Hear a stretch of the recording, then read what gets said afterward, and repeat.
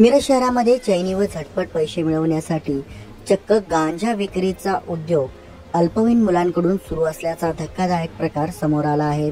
या प्रकरणी महात्मा गांधी चौकी पोलिसांनी दोघा अल्पवयीन मुलांना ताब्यात घेत त्यांच्याकडून 50,000चा गांजा जप्त केला आहे।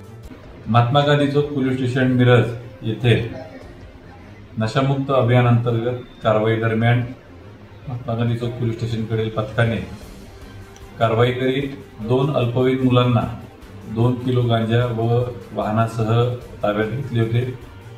सदर आरोपींकडून गांजा व गुन्ह्यात वापरलेले वाहन जप्त करून त्यांच्यावर कायदेशीर कारवाई करण्यात आलेली आहे। आरोपी हे आंबेडकर उद्यान मिरज परिसरामध्ये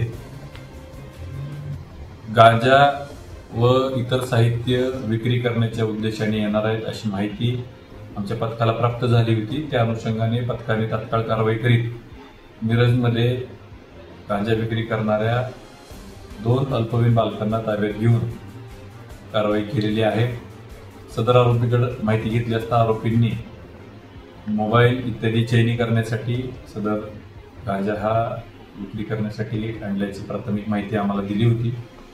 सदर गुन्ह्याचा पुढील तपास महात्मा गांधी चौक पोलीस ठाण्याकडील पोलीस उपनिरीक्षक संदीप गुरव हे करत आहेत। यापुढे देखील नशामुक्त अभियान अंतर्गत माननीय पोलीस अधीक्षक संदीप गुगे, माननीय अपर पोलीस अधीक्षका कल्पना बारावकर, मिरज उपविभागाचे उपविभागीय पोलीस अधिकारी माननीय प्रणय जिल्हा सर यांच्या मार्गदर्शनाखाली महात्मा गांधी चौक पोलीस स्टेशन प्रभावी कारवाई करणार आहे।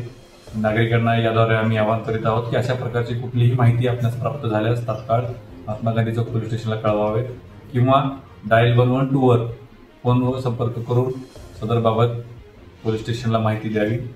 जय हिंद।